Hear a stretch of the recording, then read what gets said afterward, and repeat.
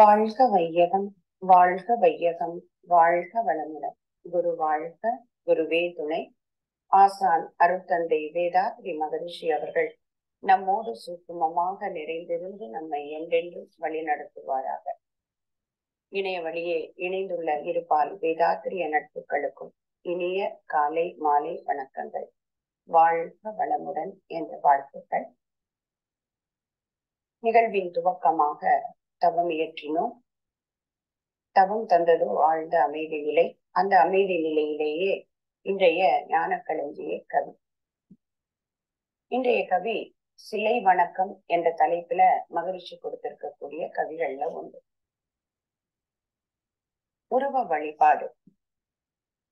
இதை பற்றி மகரிஷி எப்படி குறிப்பிடுறாங்கன்னா, யூகத்தால் சிவநிலையை உணர முடியாதோர்க்கு உருவ வழிபாட்டு முறை உளம் அறிந்தோர் கற்பித்தார்.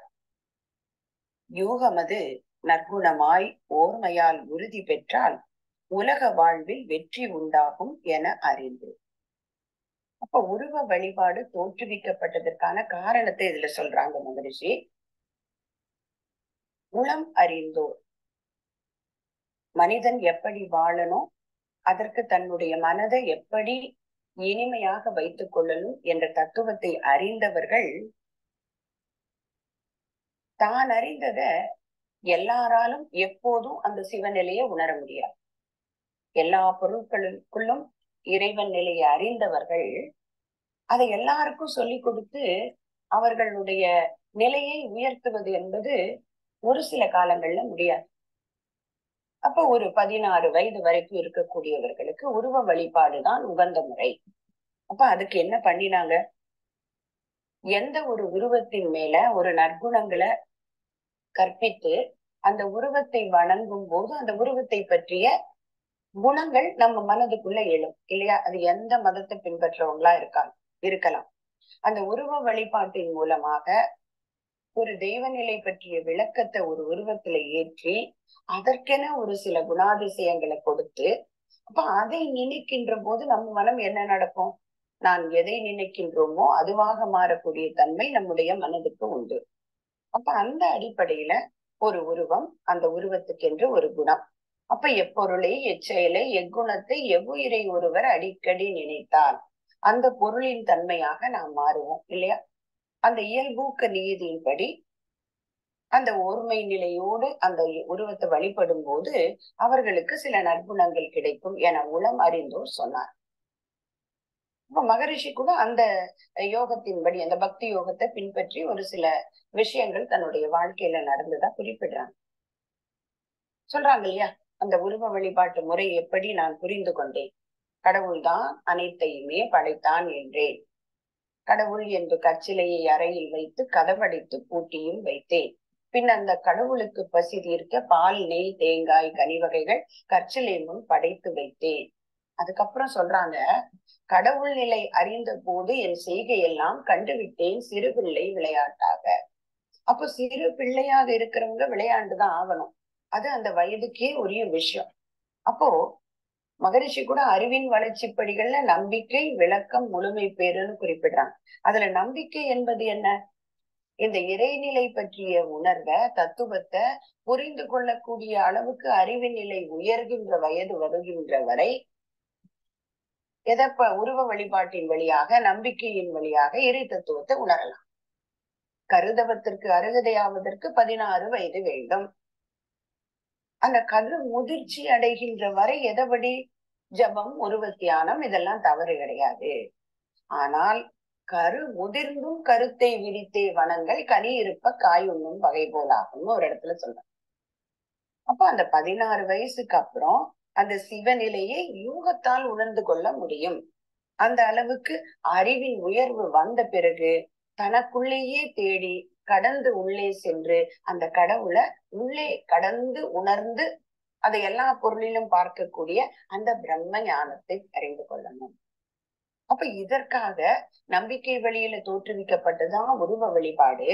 ஆனால் அந்த அடிப்படை கொஞ்சம் மாற்றம் பெற்று எப்படி இன்னைக்கு எல்லா காலகட்டங்களிலும் அந்த உருவ வழிபாட்டு முறையே பின்பற்றுகின்ற ஒரு வழக்கம் வந்தது அப்படிங்கிறத மகரிஷி ஒரு இடத்துல சொல்லிக்கிறாங்க. எந்த ஒரு பொருளையோ சக்தியையோ எவரையோ ஒரு மனிதன் தன் வாழ்வில் சிந்தனையில் ஆதாரம் என்று கொண்டால் சிறப்பென. ஏன்னா ஒரு காலத்துல சூரியனை வணங்கியிருக்காங்க, பூமியை வணங்கியிருக்காங்க, காற்ற நீர என்று எல்லா பொருட்களுக்கும் ஆதாரமாக இருக்கக்கூடிய அத்தனை இயற்கை நிகழ்ச்சிகளையும் வணங்கி வந்தார்கள்.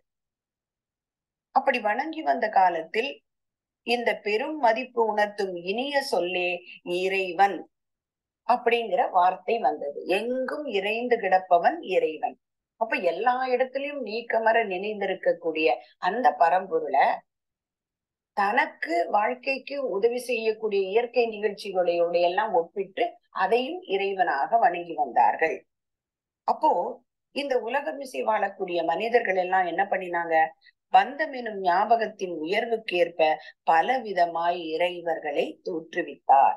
அப்போ ஒவ்வொரு காலகட்டத்துல வாழ்ந்தவர்கள் அவரவர்களுடைய யூகத்திற்கு ஏற்ப அவரவர்களுடைய அனுபவத்துக்கு ஏற்ப பல பல இறைவர்களை தோற்றுவித்தார்கள் அப்படின்னு சொல்றாங்க. அப்போ இந்த இறைநிலை பற்றிய உணர்வை அறிகின்ற வயது வரை நம்பிக்கை வழி. ஆனா அதற்கு அந்த அந்த அந்த காலகட்டங்கள்ல பலர் பல இறைவர்களை தோற்றுவித்த போது என்னாச்சு?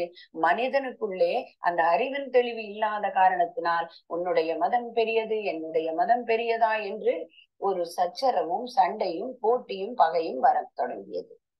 அப்ப இங்கதான் மகரிஷி அந்த உருவத்தை வழிபடும் போது கூட நீ எதை வணங்குகிறாய் அப்படின்னு கேக்குறாங்க. நம்முடைய கருத்தை தானே வணங்குகிறோம். கடவுளை வணங்கும் போது கருத்தினை உற்றுப்பார் நீ, கடவுளாய் கருத்தே நிற்கும் காட்சியை காண்பாய் அங்கே.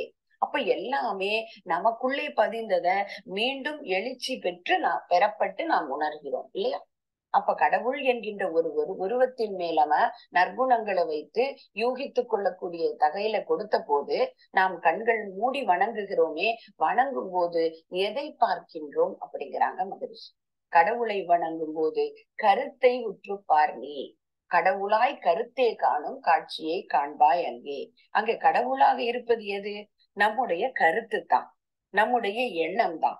அப்போ இந்த நம்பிக்கை வழியில வளர்ந்து கொண்டு இருக்கக்கூடியவங்களை நல்வழிப்படுத்துவதற்காக கதைகள் மூலமாக பயமுறுத்தியோ இல்ல ஆசை காட்டியோ சரிப்படுத்தினாங்க. ஸ்வர்க்கம் நரகம் அப்படின்னு சொல்லி நல்லவைகளை செய்தால் ஸ்வர்க்கத்துக்கு போகலாம், வேண்டாதவைகளை எதிர்மாறான விஷயங்களை செய்தால் நரகத்துக்கு செல்லுவோம் என்று அச்சமூட்டியும் ஆசை காட்டியும் பக்தி யோகத்தின் வழியாக புராணங்கள் மூலமாக கதைகள் மூலமாக மனிதர்களை நல்வழிப்படுத்த முயற்சி செய்தார்கள்.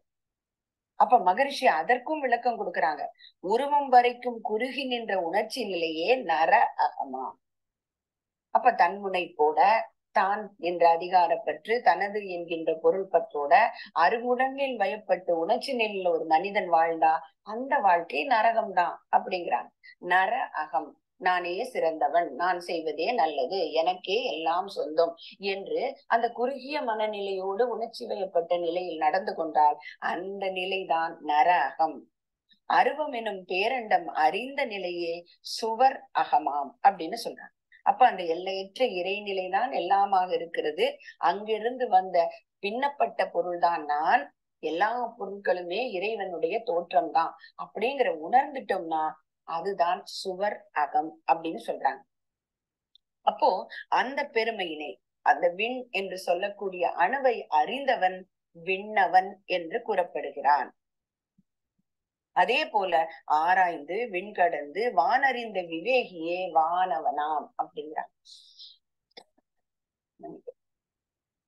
விண்ணவர்கள், தேவர்கள், வானவர்கள் அப்படின்னு எல்லாம் நம்ம கதைகள்ல படிக்கிறோம். அவங்க யாருன்னு சொல்றாங்க? நித்தியமாம் நிலையறிந்தவர்கள், எது உண்மை பொருள் ஐயப்படாது அகத்தது உணர்வார்கள், அவர்களைதான் வான் அவர்கள். அந்த வான் கடந்து அந்த பரம்பொருளோடு ஒன்றி நிற்க தெரிந்தவர்கள் வானவர்கள். அந்த விண் என்கின்ற அந்த அணுவை பற்றி அறிந்தவர்கள் விண்ணவர்கள் அப்படின்னு இப்படித்தான் சுவர்க்கம் நரகம் மூலமாக மனிதனுக்கு பல விஷயங்களை சொல்லி கொடுத்தாங்க. ஆனால் உண்மையான சொர்க்கம் எது, உண்மையான நரகம் எது என்பதை மெய் விளக்கம் பெற்ற பிறகுதான் முழுமையாக தெரிந்து கொள்ள முடிகிறது. அப்ப எப்போ மெய் விளக்கம் என்பதற்கு நாம தயாராகிறோம்? அப்ப கரு முதிர்ச்சி அடைந்த பிறகு கருத்தை விரித்து வணங்குவதை விட அகத்தை அறிந்து இந்த விண்ணை பற்றியும் இறைநிலையை பற்றியும் உணரக்கூடிய தத்துவம் அறிந்து கொள்ளுதல் சிறப்பு. அப்ப அப்படி செய்யாம, ஏன்னா இந்த பக்தியில இருக்கக்கூடிய நிலைகள்ல இன்னைக்கு என்ன பாக்குறோம்? உருவ வழிபாட்டின் மூலமாக அதன் மேல் மக்களுக்கு உள்ள நம்பிக்கையை அடிப்படையாக கொண்டு ஒருவரை ஒருவர் ஏய்த்து பிழைக்கக்கூடிய ஒரு பல விஷயங்கள் இன்னைக்கு உலகத்துல நடந்து கொண்டு இருக்கு இல்லையா? நாம பார்க்கத்தானே செய்யறோம். மதங்களை எல்லாம் கடந்து பார்ப்போம். எல்லா மதங்களிலும் இந்த மாதிரி நிகழ்வுகள் நடந்து கொண்டுதான் இருக்கின்றது. அப்போ மனிதனை நல்வழிப்படுத்துவதற்காக தோற்றுவிக்கப்பட்ட அந்த மதங்களும் கடவுளர்களும் அதனுடைய தன்மைகளும் மனிதனை நல்வழிக்கு கொண்டு செல்லவில்லை. ஏன்னா அங்க உண்மையான மெய் விளக்கம் அறியாத காரணத்தினால் தனக்கு வேணும் அப்படிங்கிற அந்த குறுகிய மனப்பான்மையோட மனிதன் உணர்ச்சி வயப்பட்ட நிலையில் செய்யும் போது தவறுகள் பற்றி தெரியவில்லை. அப்ப அதுதான் இன்னைக்கு மகரிஷி சொல்றாங்க, அந்த உண்மை நிலையை அறிவதற்கு ஒத்த வழி எது? அதுதான் இன்றைய பாடல் குறிப்பிடுகிறது. கும்பிடுதல், பொருள் பல கொடுத்தல், இவை இரண்டிற்கே குரு தெய்வ நாட்டமுடன் கூடி அலையும் உலகீர். இன்னைக்கு பாக்குறோம் இல்லைங்களா? மகரிஷி சொல்லக்கூடிய வார்த்தை கொஞ்சம் ஆழமா அழுத்தமா சொல்லப்பட்டிருந்தாலும் அந்த தெய்வத்தை தேடியும் நானே கடவுள் போல இருக்கின்றேன் அப்படின்னு சொல்லக்கூடிய குருவை தேடியும் நாட்டமுடன் கூடி கும்பிடுதல், பொருள் கொடுத்தல், இப்படி அலைகின்ற உலகீரே அப்படின்னு சொல்லிட்டு அடுத்த வரிகள்ல சொல்றாங்க. அதனால் என்ன நடந்தது? நன்மை நடந்ததா? இல்ல, வம்புகளை வளர்க்கின்றீர், வாழ்வை பாழாக்குகின்றீர், வாரீர், அறிவை அறிந்து அவ்வழி ஒழுகி உயர்வடைவீர். இப்ப இந்த நன்மைக்காக தோற்றுவிக்கப்பட்டதாக சொல்லக்கூடிய அத்தனை விஷயங்களும் மனிதனுக்குள்ள நற்குணங்களை மறைத்து தேவையில்லாத குணங்களை ஆக்கி ஒருவருக்கொருவர் போட்டியும் பகையும் தான் அதிகரிச்சிருக்கு. இன்னைக்கு பாக்குறோம் இல்லைங்களா? ஒரு நாளிதழ்ல எடுத்துக்கிட்டா கூட எதிர்மறையாக இருக்கக்கூடிய எந்த நிகழ்வுகளுக்கும் அடிப்படையாக இருக்கக்கூடிய ஒரு உணர்ச்சி நிலை எதுனா அருகுணங்களில் ஒன்றாகத்தான் இருக்க முடியும்.